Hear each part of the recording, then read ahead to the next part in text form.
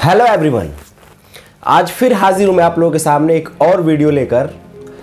ज़ुकाम है तो थोड़ी सी आवाज़ ऐसी आएगी, लेकिन हमेशा से ये टॉपिक ट्रेंडिंग रहता है। एक्चुअली मैं पीछे एक वीडियो बना चुका हूँ इस टॉपिक पे, लेकिन अगेन बना रहा हूँ क्योंकि फिर से वही सवाल, हज़ारों सवाल और हज़ारों लोगों की वही गलत तरीके से वो आगे बढ़ जाते हैं। फिर उनको क्या कि उनको होमवर्क करना होता है। जब भी वो इस लाइन में आते हैं, उनको कोई भी मशीन परचेज करनी होती है तो सबसे पहले उनको होमवर्क करना होता है।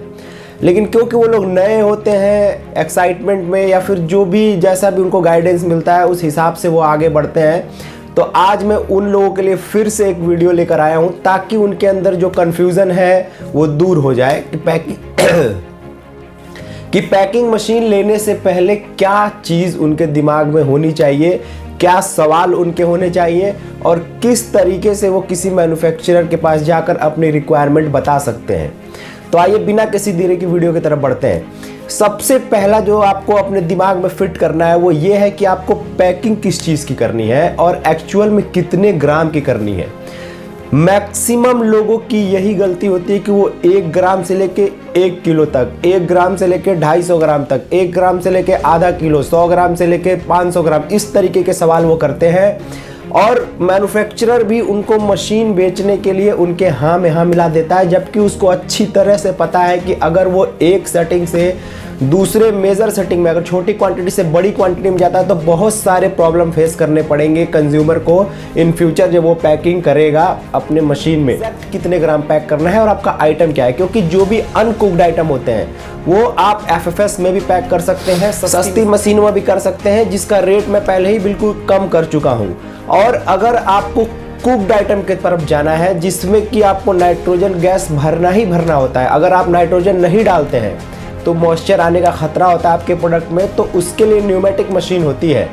तो 2-3 सवाल आप प्रिपेयर कर लीजिए कि आपका आइटम क्या है। जैसे देखिए, बहुत सारे लोगों को हल्दी, धनिया, मिर्ची, मसाले करने होते हैं, बहुत लोगों को कुरकुरे करना होता है, पफ करना होता है, बहुत लोगों को दाल करनी होती है, चावल करना होता है, उनका क्वांटिटी ज़्यादा होता है, किसी का कम होता है। ये सारी चीज़ें आपको ध्यान में रखना है और आपको अपने आप से सवाल पूछना है कि मैं जिस मार्केट में जा रहा हूँ, मुझे जो बेचना है वो कितने ग्राम बेचना है। क्योंकि मशीन मान लीजिए आपने ले लिया, मान लीजिए आपने 4 मशीनें ले ली, 5 मशीनें ले ली, या फिर एक ही मशीन ले ली आपने, लेकिन उसके लिए आपको रैपिंग मटेरियल भी तो चाहिए, जिसके अंदर आप 1 ग्राम के अलग बनवाएंगे, 10 ग्राम के अलग बनवाएंगे, 100 ग्राम के अलग बनवाएंगे, ऐसे बहुत सारे जितने भी आइटम आएंगे सबके लिए अलग अलग रैपर आपको प्रिंट कराना होगा।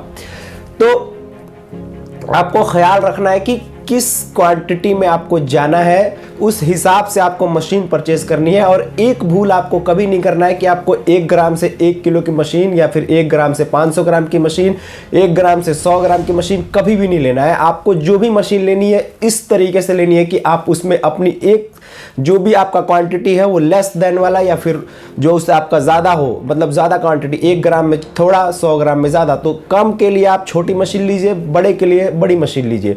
एक मशीन में आप कभी भी मत जाइए, नहीं आप 1 ग्राम कर पाएंगे, नहीं 100 ग्राम कर पाएंगे। मैं आप लोगों को इसलिए ये सारी चीज़ें बताता हूँ क्योंकि मेरा पर्पज़ मशीन बेचना है ही नहीं।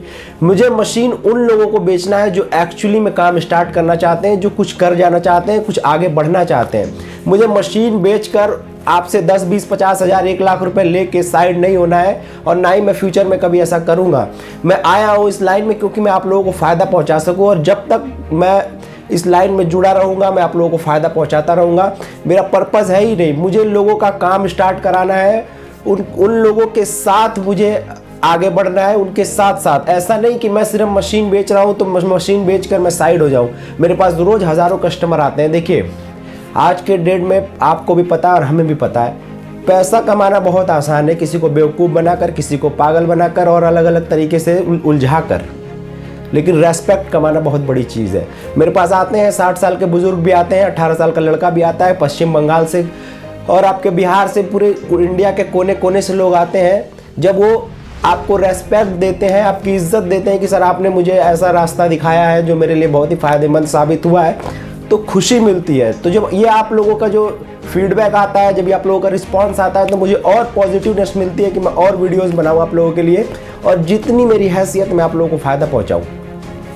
तो पैकिंग मशीन लेने से पहले आपको डिसाइड करना है कि एग्जैक्ट कितने ग्राम की पैकिंग आपको करनी है और क्या चीज़ पैक करनी है, क्योंकि ग्रैनुअल्स के लिए अलग हिसाब से मशीन बनती है, पाउडर के लिए अलग हिसाब से मशीन बनती है, कुरकुरे पफ के लिए अलग तरीके से मशीनें बनती हैं। एक मशीन में आप सारे आइटम पैक कर लेंगे, आप एक भी आइटम नहीं कर पाएंगे, फिर मेरी याद आपको आएगी कि वो सही बोल रहा था। तो मैं जो चीज़ आपको बता रहा हूँ वो प्रॉब्लम में आपको बता रहा हूँ वो प्रॉब्लम आप फ्यूचर में फेस करने वाले हैं, जो मैं आपको पहले से बता रहा हूँ। तो ये चीज़ें कहीं भी आ जाइए, कहीं भी जाइए, एकदम से एक्साइटमेंट में कभी भी जल्दीबाजी मत करिए। आप अच्छे तरीके से समझिए, चीज़ों को परखिए, कैसे काम होता है। जिनके पास मशीनें हैं उनके पास जाइए, थोड़ा सा होमवर्क करिए, और खुद भी जब आप किसी भी मैन्युफैक्चरर के पास जाते हैं, आप मार्केट से रैपर कलेक्ट करिए कि आपको कितने ग्राम की करनी है, उसका साइज़ निकालिए। क्योंकि जब आप जाते हैं तो आपको अपना प्रॉपर साइज़ पता होना चाहिए कि आपके रैपर का साइज़ क्या है, आपकी क्वांटिटी कितनी है। ये सब आपके लिए फ़ायदेमंद साबित हो सकता है, क्योंकि मशीन आपको चलानी है, मैन्युफैक्चरर को नहीं चलानी है। तो आपको ये सारा होमवर्क करना है और उसके बाद जाना है किसी मैन्युफैक्चरर के पास। तो आज मैं ये वीडियो यहीं ख़त्म कर रहा हूँ। बस आप लोगों को मैं अवेयर करता रहना चाहता हूँ, क्योंकि ये हमेशा ही ये टॉपिक जितने भी मतलब अगेन एंड अगेन ये सवाल मेरे पास आते रहते हैं, तो ये हमेशा ही ट्रेंडिंग में रहने वाले टॉपिक है कि पैकिंग मशीन में कितने ग्राम से कितने ग्राम पैकिंग की जा सकती है।